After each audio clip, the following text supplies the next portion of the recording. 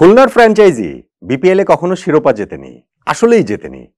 অথচ এই টুর্নামেন্টে খুলনা বিভাগ থেকে প্রতিনিধিত্ব থাকে প্রতিবারই, একবার শুধু ব্যতিক্রম ছিল। কিন্তু নামটাম বদলেছে, মালিকানা বদলেছে, সেগুলো ঠিক আছে, কিন্তু খুলনা কখনোই বিপিএলে শিরোপা জিততে পারেনি। এইবার খুলনা টাইগার যে স্কোয়াডটা তৈরি করেছে মেহেদী হাসান মিরাজকে কেন্দ্র করে, তাকে নিয়ে, তাতে করে কি সেই আক্ষেপটা ঘুচবে? ঘোচার সুযোগ কতটা রয়েছে? খুলনার স্কোয়াডের শক্তি, দুর্বলতায়, এক্স ফ্যাক্টর, কোচ সবকিছু বিবেচনা করার পরে কোন প্রেডিকশনটা আসলে করা যায়? দেখুন, খুলনা টিমের শক্তির অনেক জায়গা রয়েছে, দুর্বলতার একটা খুব সিগনিফিকেন্ট জায়গা রয়েছে, এবং সেই জায়গাটাতে উন্নতি করতে পারলে আমার মনে হচ্ছে যে খুলনা টাইগার্সের পক্ষে খুব ভালো কিছু করা সম্ভব। তারা যদিও গত দুইটা আসরেই প্লে অফে পর্যন্ত কোয়ালিফাই করতে পারেনি। এবার যদি আমরা তাদের দলটার দিকে একটু তাকাই, তাহলে ধরেন হচ্ছে গিয়ে ব্যাটিং অর্ডারের হিসাবে যদি বলি, এই দলটাতে রয়েছেন নাইম শেখ। নাইম শেখ কিন্তু এই যে কিছুদিন আগে যে এনসিএল টি20 হলো, বিপিএল এর প্রস্তুতিমূলক টুর্নামেন্ট, সেখানে কিন্তু হাইয়েস্ট রান গেটার ছিলেন। কারণ রান করাটা নাইম শেখের জন্য খুব একটা সমস্যা না, ডোমেস্টিকে তিনি রেগুলার রান করেন। ইনফ্যাক্ট ন্যাশনাল টিমেও যখন তিনি টি20 সেট আপে ছিলেন, রান তিনি রেগুলার করেছেন। স্ট্রাইক রেট নিয়ে আসলে একটা বড় প্রশ্নের জায়গা ছিল, সেই জায়গাটাতেও যে অনেক উন্নতি করছেন এনসিএল টি20, সেটার একটা প্রমাণ হয়ে আছে। ওই ফর্মটা নিশ্চিতভাবে নাইম শেখের কাছ থেকে খুলনা টাইগার্স চাইবে।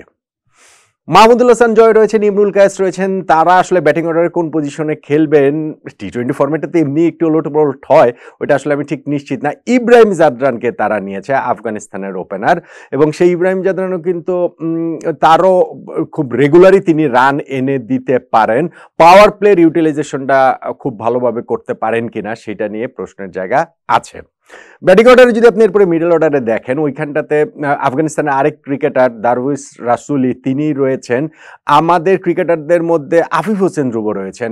আফিফের জন্য এই টুর্নামেন্টটা গুরুত্বপূর্ণ, কেননা ন্যাশনাল টিমে তিনি প্রায় 1 বছর পরে ফিরেছেন ওয়েস্ট ইন্ডিজ ট্যুরে। সেখানটাতে খুব যে ভালো করতে পেরেছেন তা নয়, শেষে গিয়ে তো টি20 থেকেই বাদ পড়েছেন। ফলে আফিফের জন্য এই টুর্নামেন্টটা আরও একটা সুযোগ নিজের যেটা প্রতিভা সেটাকে আসলে মেলে ধরার জন্য।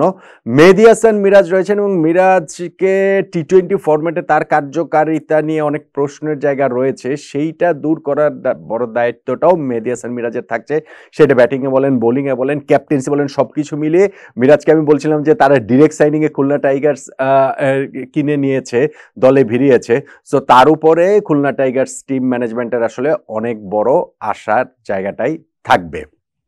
এইখানটাতে আমাদের আগে যিনি আন্ডার-19 টিমের ক্যাপ্টেন ছিলেন মাহফুজুর রহমান রাব্বি, তিনি এইখানটাতে রয়েছেন। আমার মাইদুল অঙ্কন, তিনিও আছেন খুলনা টাইগার্সে। তার ব্যাটিংটাও ন্যাশনাল টিমে তার ডেবু হয়ে গেছে, সো তার ব্যাটিংটার তো এইখানটাতে রয়েছে। উইকেট কিপারও তিনি বটে। জিয়াউর রহমান রয়েছেন, যিনি ওই শেষ দিকে গিয়ে ব্যাটে ঝড় তুলতে পারেন। লুইস গ্রেগরির কথা কিংবা মোহাম্মদ নেওয়াজ, তারাও কিন্তু ওই শেষ দিকে গিয়ে ব্যাটিংয়ে ঝড় তোলার ক্ষেত্রে তাদের এই একটা সুনাম আছে। এই মোটামুটি খুলনা টাইগার্সের ব্যাটিং লাইন। যদি আমরা বোলিং এর দিকে তাকাই, তাহলে স্পিন বোলিং এ মেহেদী হাসান মিরাজের সঙ্গে নাসুম আহমেদ বাংলাদেশিদের মধ্যে, অথবা নাসুমের সঙ্গে মিরাজ সেভাবে বলা যায়, কারণ টি20 ফরম্যাটে কার্যকারিতার দিক থেকে নাসুম আহমেদের কার্যকারিতাটা আর একটু বেশি হয়তো বা। সো এই দুইজনের মধ্যে একটা হেলদি কম্পিটিশন, প্লাস একজন আরেকজনকে কমপ্লিমেন্ট করার ব্যাপারও রয়েছে। এইটা তাদের স্পিন বোলিং ডিপার্টমেন্ট, এবং পাকিস্তানের মোহাম্মদ নেওয়াজ আরেকটা বাহাতি স্পিনারও তাদের এইখানটাতে রয়েছেন। পেস বোলিং ডিপার্টমেন্ট যদি আমরা বলি, সেইখানটার নেতৃত্বে থাকবেন বাংলাদেশের হাসান মাহমুদ। তিনি তো ন্যাশনাল টিমে খুব রেগুলার পারফর্ম করছেন। 2024টা তার জন্য দুর্দান্ত গিয়েছে, 2025টাও একই টোনে শুরু করার জন্য এই বিপিএলটার দিকে তিনি নিজে আসলে খুব আগ্রহ ভরে তাকিয়ে থাকবেন। আবু হায়দার রনি, যিনি এই কিছুদিন আগে যে শেষ হলো এনসিএল টি20, সেইখানটাতে 10 ম্যাচে 13 উইকেট পেয়েছেন, ব্যাটিংও কিছু রান করেছেন, প্লেয়ার অফ দ্য টুর্নামেন্ট হয়েছেন।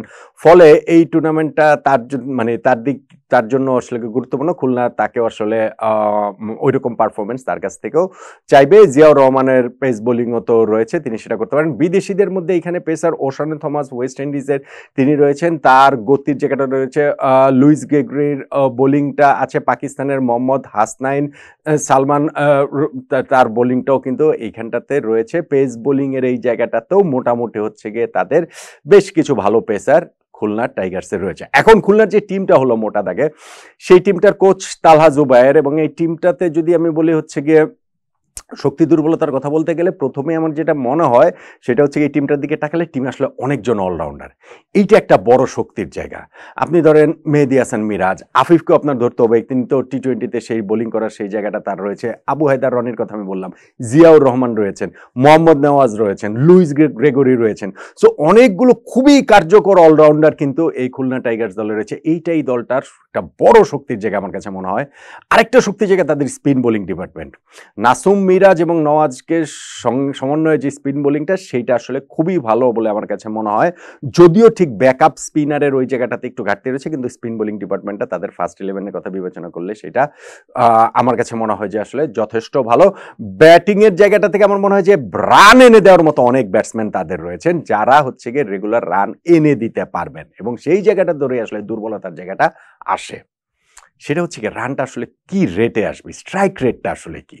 এই টিমটার বেশ কয়েকজন রয়েছেন যাদের টি-20 স্লো ব্যাটিং তারা কতটা করতে পারেন, ওই রকম একটা প্রশ্নের জায়গা রয়েছে। সেটা আমি মানে যদি মোটা দাগে বলি, সেটা নাইম শেখ থেকে শুরু করে ইব্রাহিম জাদরান, মেহেদী হাসান মিরাজ, আপনার বেশ কয়েকজনের ক্ষেত্রেই কিন্তু আপনার এই প্রশ্নের জায়গাটা থেকে যাচ্ছে যে তারা আসলে কত দ্রুত রান তুলতে পারবেন এবং হচ্ছে গিয়ে যে টিমকে সেই একটা মানে ভালো স্কোরে নিয়ে যেতে পারবেন। আরো বেশ কয়েকজন আছে, আমি শুধু কয়েকজনের নামই বললাম। সো তারা যদি এই জায়গাটা ঠিকমতো ইয়ে করতে পারে, যে রান রেটের ব্যাপারটা, স্ট্রাইক রেটের যে ব্যাপারটা, তাহলে আমার কাছে মনে হচ্ছে যে খুলনা টাইগার্স আসলে খুবই খুবই ভালো একটা দল। এবং সেই দলটার হচ্ছে গিয়ে এক্স ফ্যাক্টর হিসাবে আমি মনে করি একটু তরুণ ক্রিকেটারদের কথাই তো বলছি, মাহফুজুর রহমান রাব্বি, আমাদের এর আগে যিনি আন্ডার-19 টিমের ক্যাপ্টেন ছিলেন, কিছুদিন আগে ওই যে এনসিএল টি-20-তে তার একটা খুব ভালো ইনিংসও ছিল।